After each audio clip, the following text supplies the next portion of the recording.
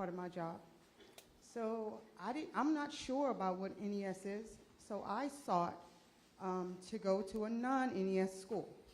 Secured 2 positions. Each principal sent in a transfer for me and was told NES aligned people cannot transfer. This is the second time to even today. I secured a position at a high school. It's a raise for me because I've moved from 10 months to 11 months. And it's advancement in my career, and it seems as though now this whole system is holding me hostage into a position that I can't even advance my career. And even, you talk about money, it's more money for me, but I'm stuck and oppressed in this school where I can't move because my school is NES aligned and not NES. Why? Well, look, I'm not going to talk about any individual case, even yours. You wouldn't want me to do that for anybody else, so I'm not going to do that. And I don't know all the facts. Today was the last day to transfer. Look, we pushed that transfer to as far as we could. At some point, you have to cut it off. The original transfer was over a month ago, right? That teachers had to make a decision as to where they are, all right? We kept pushing it because we had 57 schools sign up at the, after, only like 3 weeks ago. So we had to push that date, but guys, come on. At some point you have to cut it off because you can't have musical chairs. School starts in 3.5 weeks, 3 weeks, right? So we cut it off, and today was the date. So I suspect that's why it was not transferred. But look, and I don't want to be, I will answer her question the way I want to answer it. I'm answering it. I'm not going to answer her specific question because I wouldn't do that for anybody specifically. I'm answering the question more broadly. You'll get your chance in a second, ma'am. So to finish, though, yes, in most cases, the principal did a survey of the staff. In some cases, I don't know if they did or didn't. They were given directions to listen to the staff or at least ask the staff, and at least their shared decision-making teams. But in the end of the day, look, and no one has ever said this to teachers, but I'm saying it. It's a choice where you work. There's enough vacancies out there in the world that you need to choose. If you feel oppressed, you should not work in a place you feel oppressed. You should go someplace where you don't feel oppressed. Next question. Yeah, hi, my name's Ann Furs, and I have a quick question about my neighborhood school and another elementary school that I'm familiar with. I'm impressed with HISD's vision statement, which guarantees equitable access for all kids to an equal education. My neighborhood's elementary school is Westview Elementary. It's a very high-achieving school, 6% economically disadvantaged. They have a beautiful library, a certified librarian, and they will always have that. Across town, another school I'm familiar with is Lockhart Elementary. That's 90% economically disadvantaged. They have a wonderful librarian and a library full of ESSER books, federally funded ESSER books that just came this past year. STEM kits, great progress. However, the principal just signed up to be an NES aligned school. The librarian is now gone. The library is now gone. The books are off the shelves. They're in a pile on the floor. And looking at an HISD's vision statement about equitable access, 90% economically disadvantaged, no library, no librarian, 6% economically disadvantaged, beautiful library, wonderful librarian. I'm just wondering how you reconcile that. First of all, I'm sorry those books are on the floor. That should not be. I've not seen that anywhere I've been, but they should put the books on the shelf, okay? Okay, well, they should. They should put them on the shelf. None of the books are gone from the libraries that I know of. To answer your question, Destination 2035, what we're trying to do is mostly about equity. That is the focus. But people want to hold on to what they have, and they may not have a bigger perspective of what equity is. I have colleagues who will say, you don't have equity unless you have an equity officer. You don't have equity unless you have the same number of teachers over here versus over here. You don't have equity unless you have the same class size. And what I say to them is, you really want equity? How about you put your most effective teachers with your least effective kids? That's equity. How about you get the kids to read just like the kids over here can read? That's equity. You want to think that some level of books, we used to count chairs. We used to credit schools, we counted chairs, desks, number of books in the library. A librarian came up to me today and said, you know what, I'm no longer a librarian, I'm a teacher, but when I was a librarian, only 18 books on average for a whole class was checked out in a year in HISD. So, hold on, I'm answering the question.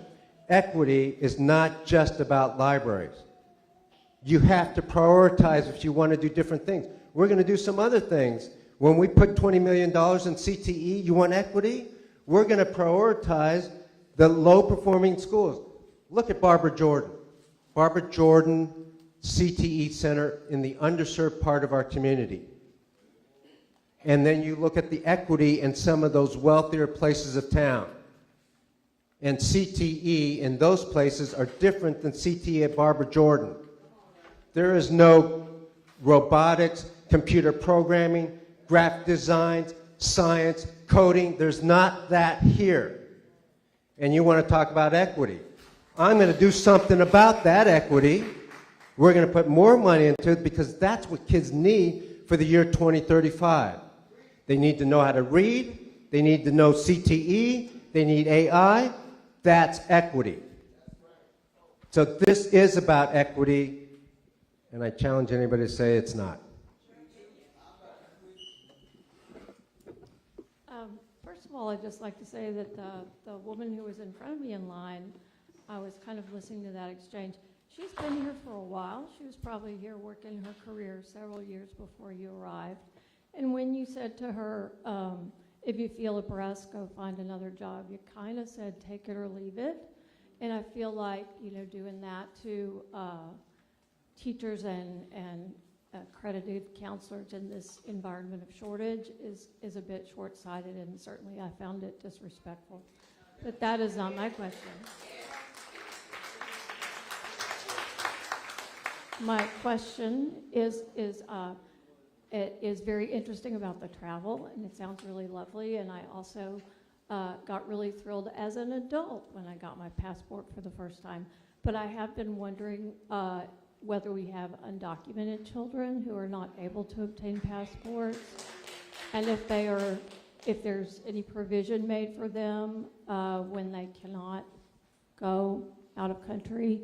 Do they go again to the 7th grade DC trip, or what kind of consolation prize or other arrangements are made for those kids? So we have an obligation for any kid who steps through the door to educate them well. That's number one. With regard to a passport, obviously we can't get passports for all kids.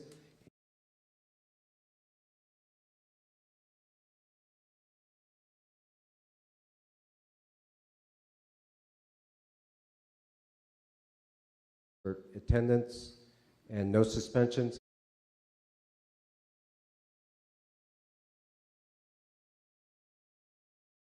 Can do. Go ahead. Hi, my name is Stephanie McIntyre. I was a computer science teacher in New Jersey. I actually recently got offered. I just want to say that I've been telling everyone what you're telling them about AI. AI is going to change everything, and it certainly should change education. I'm very excited about that prospect.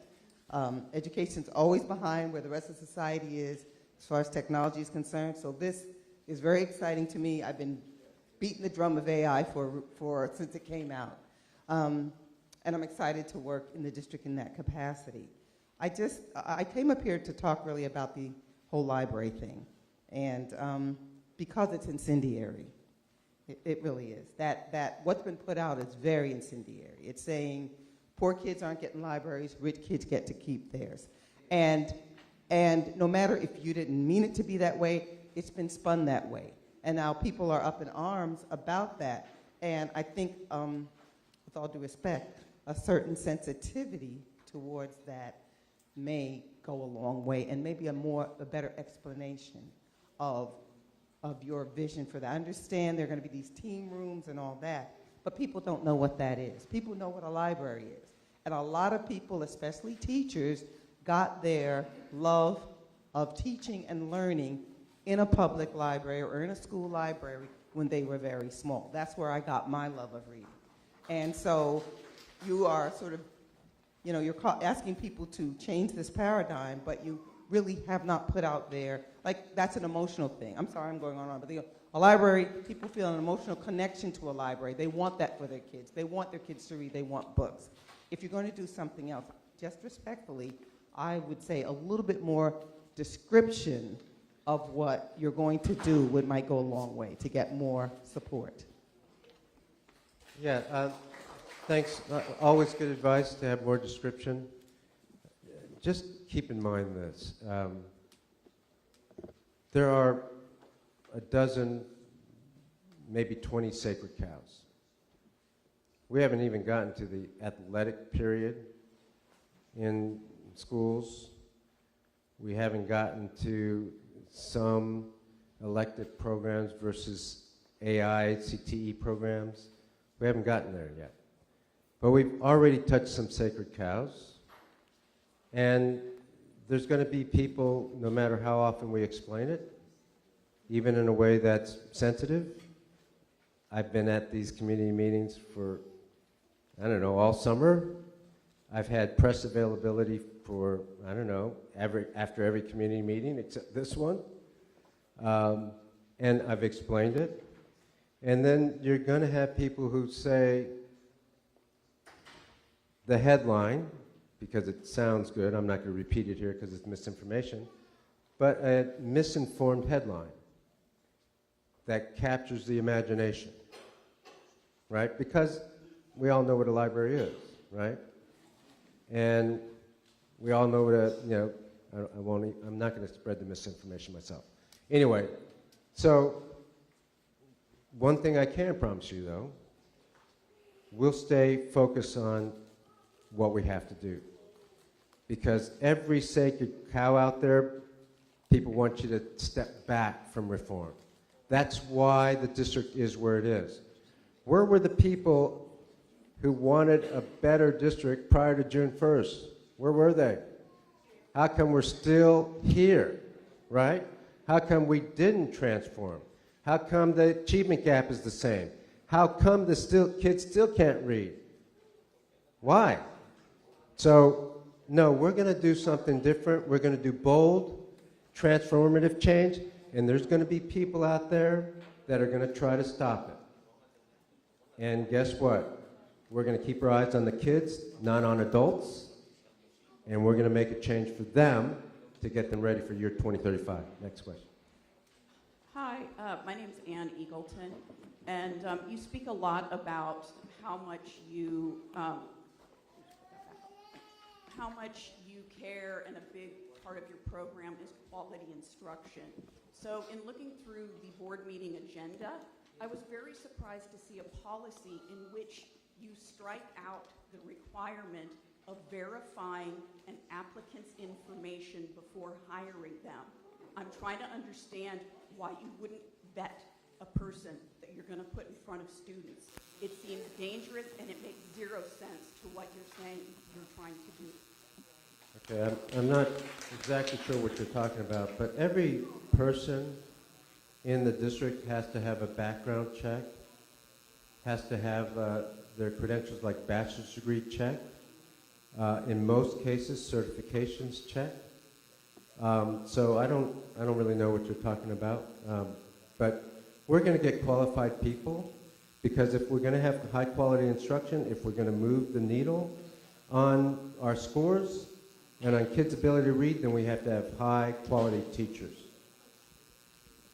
Hello, yes. One of the first meetings I went to, I brought up the fact that you would use the proficient numbers up here, 30% reading, whatever, 18%. And then today you said specifically that was equivalent to being on grade, except by your own NEA people, it is not. In fact, when you actually look at the difference, it was between 30 and 50 points that our kids were actually passing, but you don't define the proficiency. Proficiency is almost like master level. They completely know it compared to on grade. So whenever we tell you a fact, you turn around and say, oh, you haven't researched it, you don't know what you're talking about. But when you tell us a fact, it's gospel. And that's not right. It has been leaked that there are computers and tablets now being cycled out of use at some of your schools. This was money that taxpayers paid for our students to have. How does this relate to when you cannibalize our libraries? I don't understand the second question. On the first, Taken out of schools on the first, and removed from classrooms. Tablets, computers, they're not being processed back for the kids to use. the question? Yeah, that was the question. And now you're doing it to the libraries and their books. The question is that, are they? I'm telling you they are. Okay, and so your question is? How are you going to relate that to when you cannibalize our libraries? How are we going to replace our books? Okay, so we're not cannibalizing the library, so I don't understand that question. But on the data piece, guys, first of all, I said it was a proxy. You can look at any data. The data in the United States, depending on, is around a third of our kids can read at grade level. Whether you want to say grade level, proficient or above, meets and exceeds, you're losing the forest for the trees. There's no question that we have low proficiency in this country. You want to use 32%, 30%, what do you want to use? You want to say proficient, you want to say meets and exceeds? Okay, so that's what I complain about, is that you're losing the picture. The picture is that we're not proficient. You want to argue that we are? Then please do provide data for it. We're not. So you're nitpicking and you're not right about the data. So look it up again until you get it right. Next question.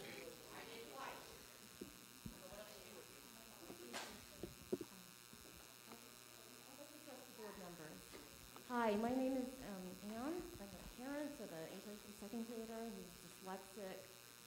She's getting great interventions at her school. Also, has time with the librarian once a week and comes home with books that she's checked out every single week, is excited to read. So the coding is important, but also that practice of reading is really important for our children with learning differences, because if you train the brain and you practice, like, that can make all the difference for instruction. So it matters to me desperately how we're focusing on reading for my child and for every single child in HISD. So my question to you all did the Lone Star governance training. You know that the responsibility of the board is to represent the vision and the values of the community. And I saw you all do that at the first board workshop, where you asked the superintendent, what about the schools that are high performing? What about the magnet schools? He's going to promise that nothing's going to change there, and you got that assurance. But I'm surprised. Stevenson was complimented. It's a B+ school. Pew, it's an A+ school. It was a 95 on the state grading system.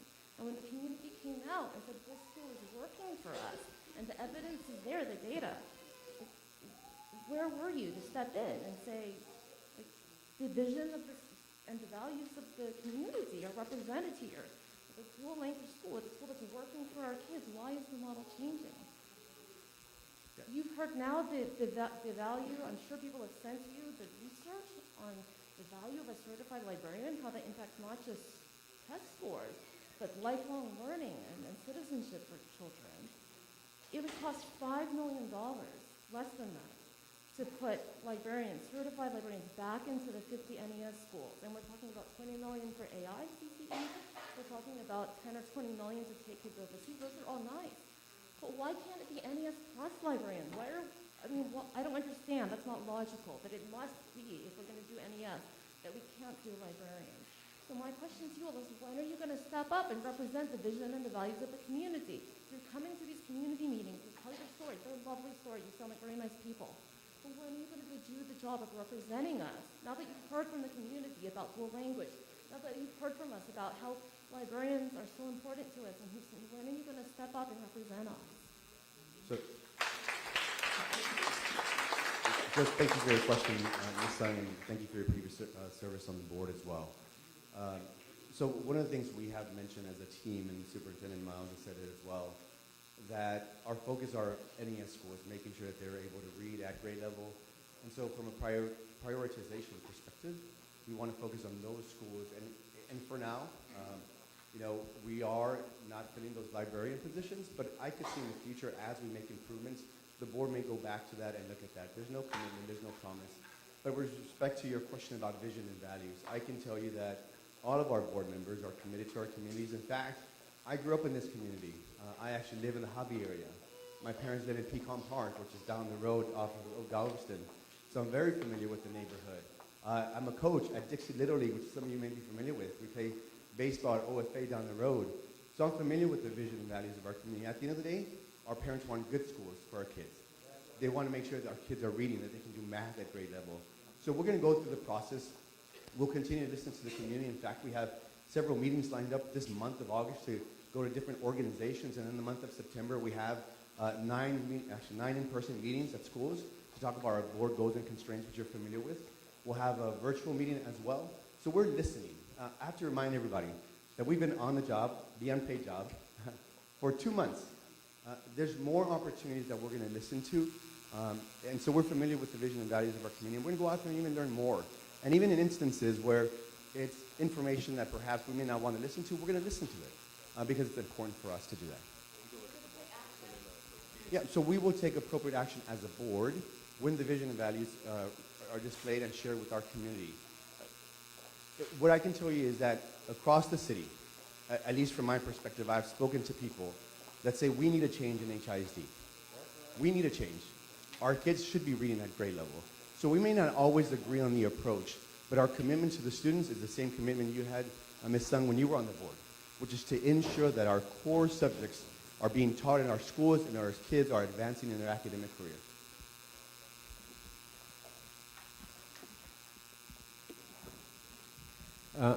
It's 7:15, so we're over time, but let's take 4 more questions. Which side is first? You're first. How you doing, Mr. Miles? My name is Estonia Green. I work in transportation. My grandson goes to Ross Sterling High School, and the other schools he went to, Deanda, oh my God, Madding, Exeter schools, he has autism. He couldn't talk when he first started school. He has some superb teachers. They helped him. But what I'm saying right now, I'm not hearing anything about special needs. Every time, every year, he's going to be in 10th grade. It's always, you got the other regular students' pictures. The children is on the background of special needs. They're not in the forefront. They don't have no buddy system where you got a student, they got friends, interact with children so they can learn their disability. It's not just autism, it's all other students. He's a visual learner. You got a certified, he got a teacher in there, she used to be a dog catcher, and she tried to tell him he cannot move certain ways, but that's his disability. He's not a bad kid, he just smiles and laughs, that's all he does. And he talks and repeats things, but another thing I want to know about how you going to keep the money in the school budget to use for them. They didn't go on no field trips, they didn't do nothing out of the ordinary. I couldn't, I'm a hands-on, I'm a grandmother. His mom passed away when he was a baby. I'm hands-on grandmother. I'm there, meetings, but then you hear everybody barking, but you're not at every meeting. If you come to every meeting, you help fund your child's school. I didn't. Yeah, and just the question. Yeah, go ahead. I'm not finished though. Wait a minute, hold on. Let me get out of here. And then they said, I don't agree with what they're doing. I say stop the schools from lying. They say he was on his progress report card. He's doing algebra. He's doing biology. He's doing social studies and science. Right. And I know he's not doing that. They Right. couldn't even bring the paperwork to the IEP meetings or the R meetings. So let me, thank you. Yeah, right, we're trying to get to the other three. But I can't talk about any individual circumstance, but I can tell you this. We've not been doing right by our special needs population. That's clear. We have a lot of work to do. We're moving in that direction. We're going to try to help our special needs teachers. We're going to provide more assistance. We're going to move supports closer to the schools. So hopefully your grandson won't be in the same position. Just one real quick, please. Just. I understand you says no disrespect to any adult, okay? I work in transportation. I'm on that school bus. I'm an assistant. I done seen teachers buck at these children, cuss them, and grab them also. So it's a two-way burst. That's so true. You're just gonna say I'm gonna listen to you and not to that Yeah, child. yeah. I know that happens sometimes too, and if we see that happen, we should address that as well. Okay. Thank you. Thank you. Second one. We got Hello. two more after that. Yes. Hi. Hello. I'm at an I'm an SDMC member at an NES aligned school, and I have parents who are desperately trying to transfer out of non-NES aligned because of the significant valid physical and emotional safety that they are concerned about for their children. We are sorry. Okay, so my question is, they've been trying to transfer. One received today a notice that said no, that she was too late, but the deadline was back in June, but we found we were going NES aligned 3 weeks ago, and I asked you in a separate meeting whether they could transfer or not, and you said yes. So I'm trying to understand if they've been declined that transfer, not because of principals, but by the district saying that it's too late. How can they still transfer? Yeah. And I don't want to talk about the safety. I just want to know how you can. I don't want like another lecture. I would just like to know how they can transfer and how they can make sure that that's a possibility, because you promised that before. Yeah. I don't know when the new deadline was set. Obviously, there has to be a deadline, so I'd have to find out more information. I'm Okay. asking about, you said that they could transfer. There wasn't Yeah. a deadline set for parents to transfer. Well, Kids. there probably was a deadline set.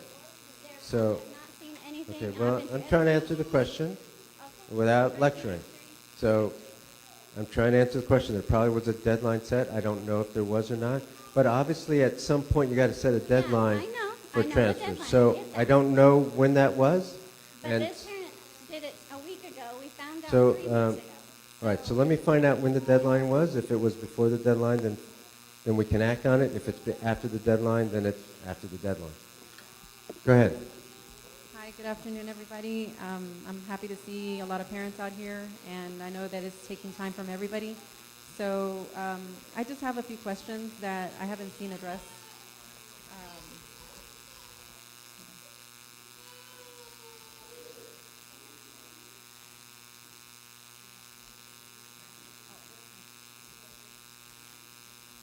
Well, I do want to touch back on the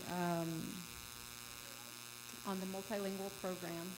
So, at what point will the program be evaluated? The dual language program? Yes.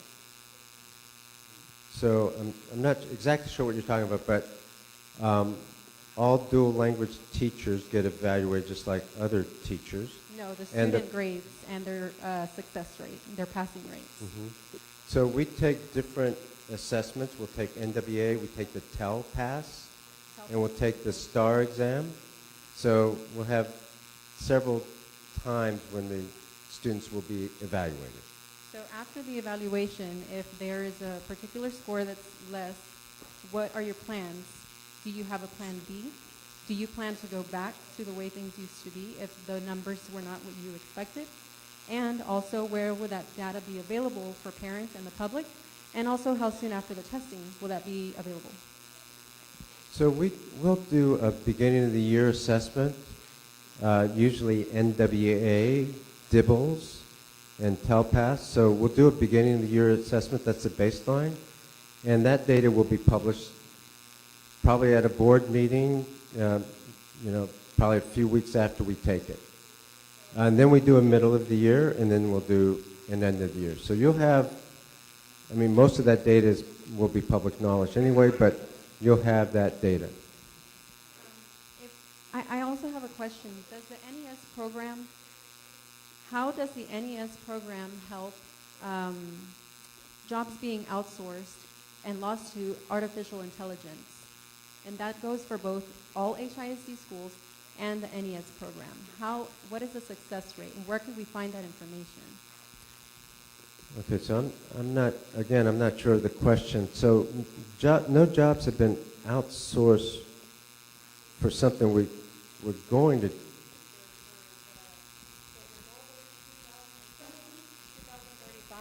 Your goal is 2035 to set these students up for success.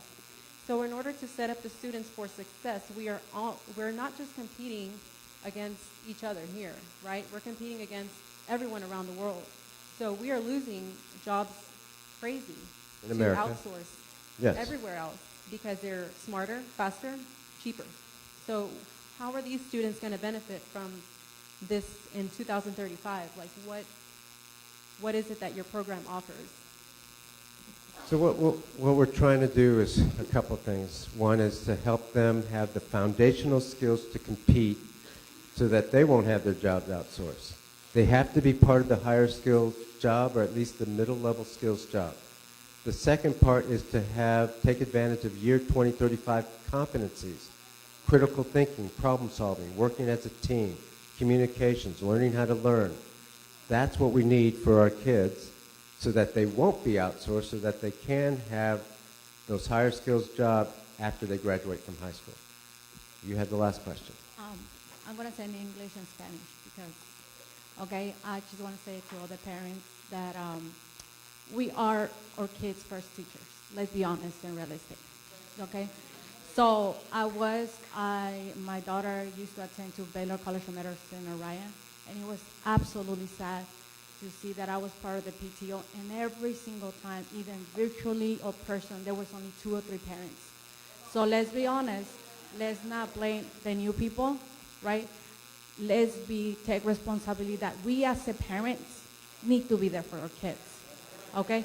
And I'm asking you to please listen to us, to the PTO, because I sent so many proposals to the previous administration on how to get those parents to help. Because let me tell you one thing, let's be honest, parents, they can have all the libraries and all the schools because everybody's talking about the library, but your child gets home and there's a lot of research being done that the kids spend, you will give them a phone for 24 hours, they will not eat or read, they will spend 24 hours on the phone. Not reading, not doing math, not doing science, watching TikTok, okay? So my thing is listen to the PTO, us, give me the opportunity to sing with your board, so that way we can get, especially Hispanic, not speaking English, to get those parents to understand how important it is to get our kids to the next level, okay? Lo voy a decir en español. Los papás hispanos, nosotros somos los maestros de nuestros hijos. La educación empieza en la casa. No hay que ponerles toda la responsabilidad a los maestros, pues nuestros hijos solamente están en la escuela, ¿cierto? Cuando lleguen a la casa, nosotros los tenemos que pucharlos a que hagan lo mejor. Tenemos el PTO en la escuela. Ayúdemos, firmen y estén en la escuela. Salgan de trabajar a las 7, a las 8, lo que sea. Yo se los puedo comprar porque tengo 2 trabajos y estoy en la educación de mis hijas. My 2 kids are GT, and yes, I do appreciate the teachers, but they are there because I spend plain words, everything, because I want my kids. You don't need to, let me tell you one thing in English, you don't need to be rich to be smart. If I could answer your question, so parent engagement is important. I've had 3 conversations with 3 different organizations in the last month about how do we create cohorts of parents that are involved and engaged in their schools, specifically in brown and black schools. We know that there's opportunities there. I can tell you that, again, my kids go to a school not too far from here. We had no PTO because at the time a principal said, school is not for parents. And so what did we do? We said, hey, we're going to make it work. And so today I'm excited. Our PTO was our school's PTO with the current president was at the HISD Expo. We have sometimes up to 100 active parents in the school. We do have about 800 students, which is a big school. But here's my commitment to you. Email me. I will go and help your school get involved in PTO. Y se lo voy a contestar en español. Es importante de que padres se involucren en las escuelas de sus papás. Mis hijos asisten a una escuela donde al principio de intentar de iniciar la PTO, la directora nos dijo la escuela no es son para padres. Así que nosotros, un grupo de nosotros empezamos y ahora, gracias a Dios, tenemos hasta 100 padres y madres involucrados en las escuelas de nuestros hijos. Así que motivamos y le pedimos a ustedes como padres que se involucren. Y yo si usted me manda un correo electrónico, mi promesa a usted, que yo vengo a ayudarles como pueda y ayudarles para intentar a renovar o quizás renovar un principio en la escuela donde más padres están involucrados. Gracias.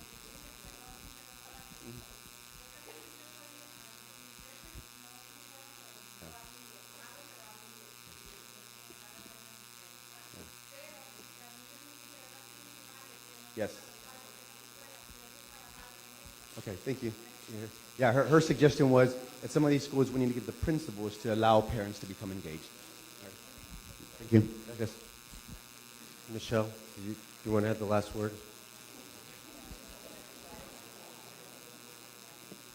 Well, I hate to follow that. I'll just follow up by thanking everyone again for coming out. I know everyone's incredibly busy. Thank you again for joining us. We always love hearing feedback, critical feedback. As Rolando and the superintendent mentioned, we will take this critical feedback back to our fellow board members and turn it into action. So thank you very much for your comments this evening. Safe travels back. Good night, everybody.